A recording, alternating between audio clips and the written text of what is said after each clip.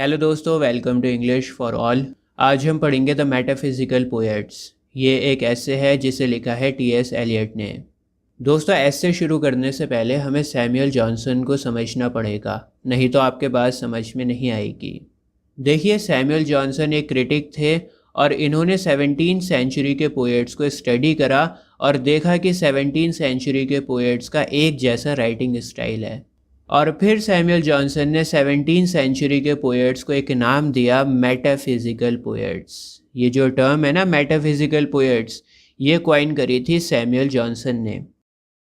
अच्छा, Samuel Johnson का ये मानना था कि मेटाफिजिकल पोएट्स बहुत ही बेकार हैं, इन्हें कुछ लिखना नहीं आता, कोई पोएट्री नहीं आती, इनके सारे वर्क्स एकदम बेकार हैं, एकदम बकवास हैं। ये कहना था सैमुअल जॉनसन का। और उसके पीछे वजह ये थी कि जो मेटाफिजिकल पोएट्स होते हैं ना, वो सभी चीज़ों को मिक्स कर देते हैं, बात को घुमा देते हैं, बेतुकी बातें करते हैं। जैसे फॉर एग्जांपल जॉन डन की एक पोएम है अ वैलेडिक्शन, और अ वैलेडिक्शन में जॉन डन ने लव को कंपेयर किया है कंपस से। अब देखो, लव और कंपस के बीच में तो कोई भी रिलेशन नहीं है, कोई भी सिमिलैरिटी नहीं है, दोनों बिल्कुल अलग अलग चीज़ें हैं। लेकिन जॉन डन कहते हैं कि कंपस की एक लेग मेरी बिलवेड है और एक लेग मैं खुद हूँ। हम दोनों कंपस की तरह हैं, चाहे एक दूसरे से कितना ही दूर क्यों ना हो जाएं, लेकिन फिर भी एक साथ में ही रहेंगे। एक पोएम और है जॉन डन की, द फ्ली। फ्ली ना एक कीड़ा होता है और ये कीड़ा ना खून पीता है।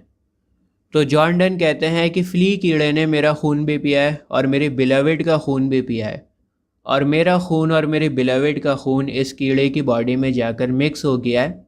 तो ये भी एक तरीका है सेक्स का। Having sex is no different. हम दोनों का खून मिल गया उसकी बॉडी में जाकर, तो it is also a way of having sex.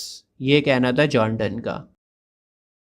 अब जब इस तरह की पोइट्री सैमुअल जॉनसन भाई साहब ने पढ़ी तो उन्हें बड़ी बेकार लगी, बहुत ही बकवास लगी। सैमुअल जॉनसन ने मेटाफिजिकल पोएट्स की बुराई करी है अपने वर्क में। उनका एक वर्क है लाइफ ऑफ अब्राहम कॉले। ये एक बायोग्राफी थी जिसे सैमुअल जॉनसन ने लिखा था। और मैं आपको बता दूं कि अब्राहम कॉले भी एक फेमस मेटाफिजिकल पोएट थे। इसके बाद जब लाइफ ऑफ अब्राहम कॉले को टी.एस. एलियट ने पढ़ा तो वो सैमुअल जॉनसन की बात से एग्री नहीं होते, और फिर टी.एस. एलियट ने मेटाफिजिकल पोएट्री को डिफेंड करने के लिए एक ऐसे लिखा जिसका नाम है द मेटाफिजिकल पोएट्स।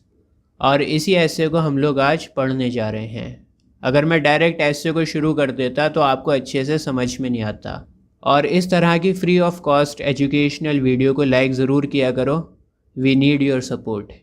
ठीक है, तो सैमुअल जॉनसन ने मेटाफिजिकल पोएट्री की जो कमज़ोर बात बताई थी कि ये सभी चीज़ों को मिक्स कर देते हैं, टी.एस. एलियट ने उसी कमज़ोरी को मेटाफिजिकल पोएट्री की ताकत बताई है। टी.एस. एलियट कहते हैं कि डिसिमिलर आइडियाज़ को एक जगह कनेक्ट करना ये एक आर्ट है, और ये आर्ट सिर्फ मेटाफिजिकल पोएट्स में है, और किसी के बस की बात नहीं है कि अलग अलग चीज़ों को मिक्स कर दे। दोस्तों, टी.एस. एलियट का मानना था कि पोइट्री या तो थॉट पर चलती है या फिर फीलिंग पर चलती है। फीलिंग क्या होती है? जैसे कहते हैं ना कि मैं तुम्हारे लिए चांद तारे तोड़ कर ले आऊँगा। अब ये बेतुकी बात है, प्रैक्टिकल नहीं है।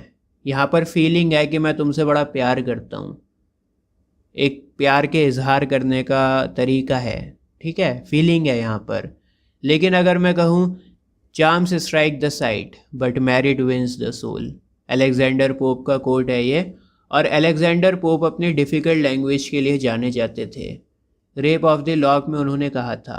इसका मतलब है कि जो खूबसूरती होती है ना, जो फिज़िकल ब्यूटी होती है, वो तो एक पल के लिए अच्छी लगती है, लेकिन हमारा जो रिलेशन बनता है, इंसान इंसान से कनेक्ट करता है, वो करेक्टर की वजह से करता है। अगर करेक्टर अच्छा होगा ना तो आपका उसके साथ गहरा रिश्ता बन जाएगा। खूबसूरती तो थोड़े टाइम के लिए अच्छी लगती है। जो बॉय होता है ना, लड़का होता है, उसको खूबसूरती अच्छी लगती है, फिज़िकल ब्यूटी अच्छी लगती है, लेकिन जो जेंटलमैन होगा उसको करेक्टर अच्छा लगेगा। बहरहाल हम लोग यहाँ पर मतलब को डिस्कस नहीं कर रहे हैं, आप सिर्फ कॉन्सेप्ट को समझो, फीलिंग और थॉट क्या है इसको समझो। तो टी.एस. एलियट ने एक टर्म का यूज़ किया है यहाँ पर अपने एस्से में। वो कहते हैं कि अगर आप फीलिंग और थॉट को मिक्स कर दोगे तो वो कहलाएगा यूनिफिकेशन ऑफ सेंसिबिलिटी। जब एक पोएट फीलिंग और थॉट दोनों को मिक्स कर देता है वो कहलाता है unification of sensibility. Extremely extremely important, पूरे ऐसे में सबसे ज़्यादा important.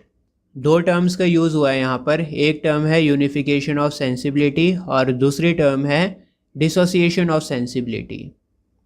Dissociation of sensibility unification of sensibility का अपोजिट है। डिसोसिएशन ऑफ सेंसिबिलिटी में थॉट और फीलिंग दोनों को अलग अलग रखा जाता है। अगर फीलिंग है तो सिर्फ फीलिंग होगी, अगर थॉट है तो सिर्फ थॉट होगा। अलग अलग चीज़ों को नहीं मिलाया जाएगा, उसे कहते हैं डिसोसिएशन ऑफ सेंसिबिलिटी। ठीक है, अलग अलग चीज़ों को मिलाकर लिखोगे तो यूनिफिकेशन ऑफ सेंसिबिलिटी, अलग अलग चीज़ों को मिलाओगे नहीं तो वो कहलाएगा डिसोसिएशन ऑफ सेंसिबिलिटी। अब देखो, टी.एस. एलियट कहते हैं कि 17वीं सेंचुरी तक पोएट यूनिफिकेशन ऑफ सेंसिबिलिटी का यूज़ करता था। एलिजाबेथन एज, जैकोबियन एज, इनके जो पोएट्स थे वो यूनिफिकेशन ऑफ सेंसिबिलिटी का यूज़ करते थे। माने उनकी पोइट्री में थॉट और फेल्ट दोनों था। उसके बाद में आई एनलाइटमेंट एज। एनलाइटमेंट एज कह लो या फिर न्यू क्लासिकल एज कह लो, एक ही बात है।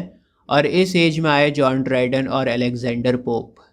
इन्होंने फीलिंग को हटा दिया और थॉट पर चले। इनकी लैंग्वेज बड़ी हार्ड थी। उसके बाद आई रोमांटिक एज। रोमांटिक एज में थे विलियम वर्ड्सवर्थ और सैमुअल टेलर कॉलरिज, और ये लोग दोबारा से फीलिंग के ऊपर चले। इन्होंने लैंग्वेज को आसान से आसान रखा और फीलिंग्स के ऊपर ध्यान दिया।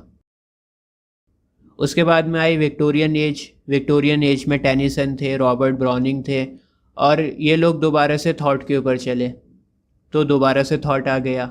लेकिन विक्टोरियन एज के बाद में आई मॉडर्न एज, और मॉडर्न एज में आए टी.एस. एलियट। इन्होंने दोबारा से क्या करा, थॉट और फीलिंग को मिला दिया और यूनिफिकेशन ऑफ सेंसिबिलिटी को दोबारा से ले आए मॉडर्न एज में। टी.एस. एलियट का एक वर्क है द वेस्ट लैंड। इतनी हार्ड पोएम है ना ये, ज़िंदगी में इससे हार्ड पोएम मैंने नहीं पढ़ी। इतनी सारी चीज़ों को मिक्स किया है इन्होंने, आपको पता ही नहीं लगेगा कि कब कौन सी बात ख़त्म हो गई और कब कौन सी बात शुरू हो गई। यहाँ तक कि स्पीकर का भी नहीं पता लगेगा कि कब कौन सा स्पीकर बोल रहा है। बहरहाल कहने का ये मतलब है कि मॉडर्न एज में दोबारा से यूनिफिकेशन ऑफ सेंसिबिलिटी को लाया गया था। देखो, लिटरेचर जो है ना वो सोसाइटी का मिरर होता है। जो सोसाइटी में चल रहा होता है वही लिटरेचर में भी आपको देखने को मिलता है।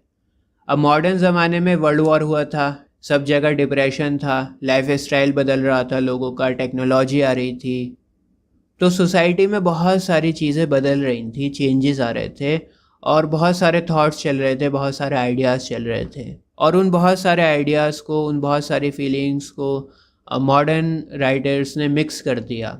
और मॉडर्न वर्क्स बहुत ज़्यादा कन्फ्यूजिंग भी थे। कन्फ्यूजिंग इसलिए थे क्योंकि लोग बहुत ज़्यादा कन्फ्यूज़ थे। लोगों की ज़िंदगी में कन्फ्यूजन था, उनके समझ में नहीं आ रहा था कि ये दुनिया में हो क्या रहा है। एक अजीब सा खोखलापन था उनके अंदर।